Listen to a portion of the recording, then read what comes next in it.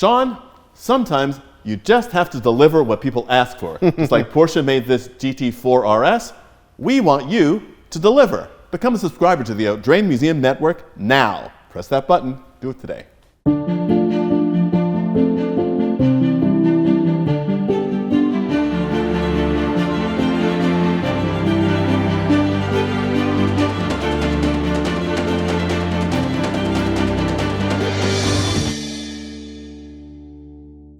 Hello and welcome to the Audrain Automobile Museum and our exhibition Rennsport, Porsche's transition from race to road. In this highlights section, we are going to cover two cars which are in fact not GT3 RSs as we saw in the last video, but two very different cars that achieve maximum performance in different ways. My colleague Sean and I are going to explore the wonderful legendary GT2 RS and, for me, one of the most extraordinary cars in this room, the Cayman 718 GT4 RS. Yes, the car that Porsche enthusiasts were asking for forever, and it finally, here it is.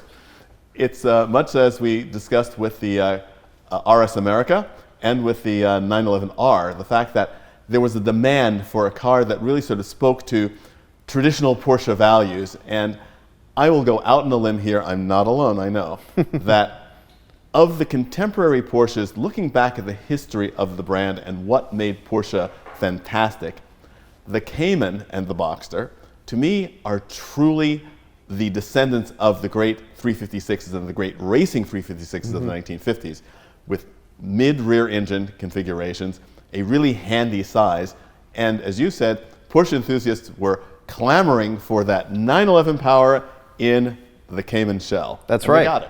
So the 911 engine finally in the Cayman, that rear mid-engine setup like we talked about, the perfect setup for ultimate performance, if you will. Although you don't get quite all the power from a 911 engine, and it's geared slightly differently, but you still get that 9,000 RPM rev, and of course with the intakes right here, you get that beautiful noise right inside the cabin that everybody talks about, an experience that you really just have to have when you drive the car.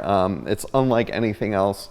And like you said, yeah, the descendant of, comes from, you know, the early Porsche racing history, and really is the complete package as far as, I wouldn't even say entry level, right? It's, No.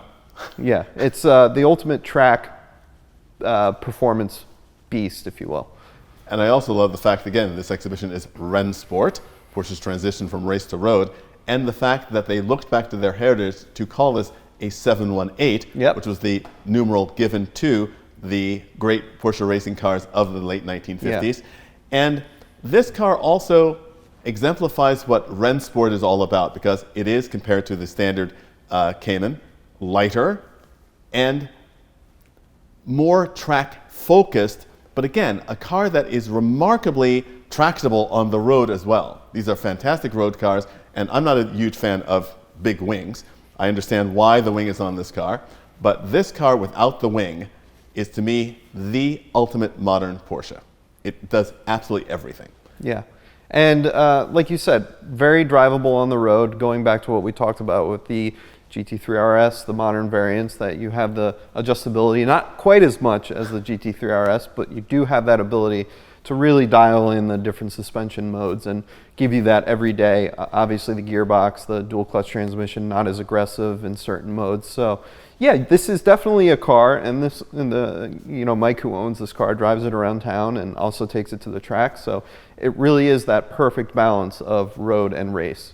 And it's full of very sophisticated equipment, the adjustable suspension, all of those things that you found normally only on the more senior cars were brought here to the Cayman platform. And we have to address this because the viewers will address this and certainly mention it in the comments. The fact that for a number of us in the world, it's sort of a shame that the Cayman in this guise is coming to the end of its life. Yes.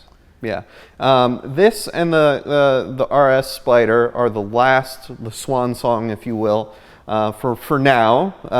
They're saying the Cayman is going to go completely electric, and this was the final final extreme version of it.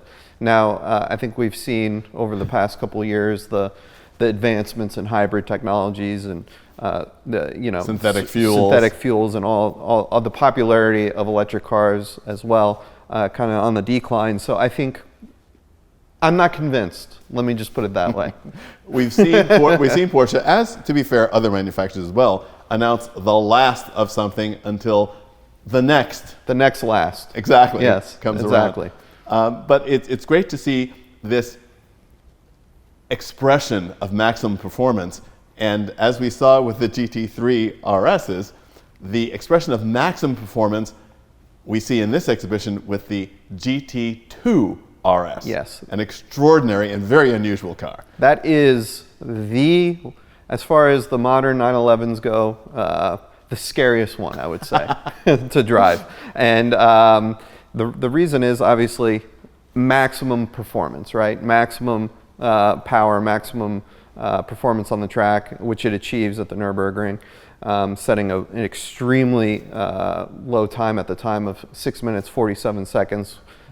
So really, the GT2 RS has always been, what can we do to make the ultimate beast of a 911 and just prove that this car stands on its own, right? And that, of course, not only has the value, but the limited availability and just they don't make them. There hasn't been one since that, and of course there's been spy shots of the current generation is one coming. No one ever knows. But I would say as far as excitement, cars, the modern 911 brings, the GT2 RS really gives that visceral, what can we do to make a very powerful car, and that's it.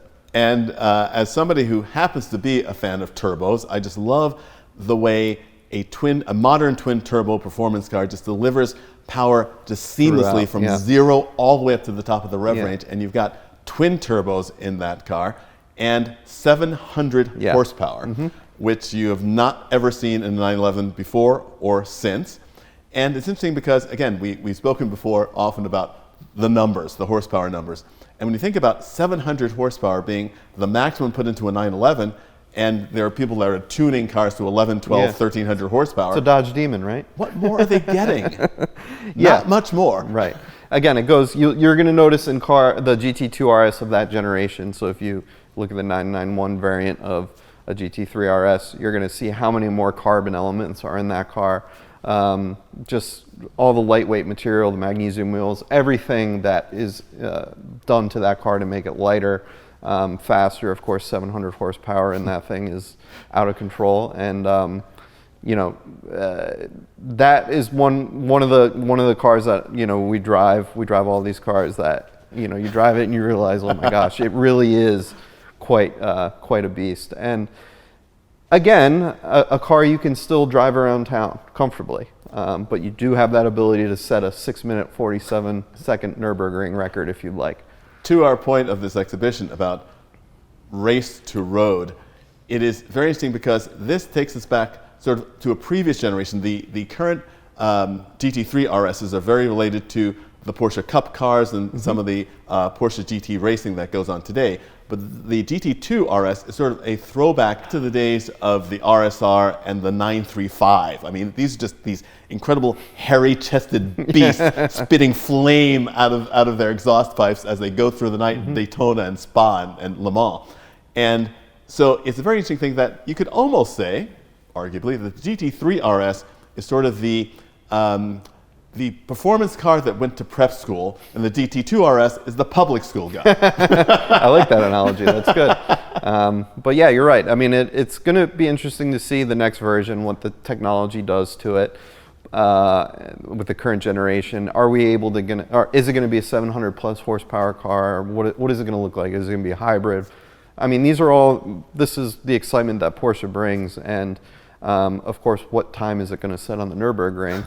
And something that fascinates me about the Nürburgring is bringing cars back as technology evolves, specifically tire technology. And what we've seen is with the Carrera GT, when you put new tires on it, what can it do around the Nürburgring, which they've recently done? It's astonishing to think about. We had this chat off camera about tire technology is never at the same level as car performance. Tires are always playing catch up. No one has ever said, oh, this tire is capable of 600 miles per hour, but the car can only go 400. Right. Never. But we will indeed see in the final highlights video for this exhibition, cars which are not RS, but carry that race to road technology and spirit to the max. Thanks a lot, Sean. And thank you for joining us here in this exhibition, Rennsport, Porsche's transition from race to road, presented by Porsche of Warwick. And we'd like to welcome you here in the gallery on Bellevue Avenue through November 9th, 2025, or anytime on the Bloomberg Connect website. Thanks for joining us.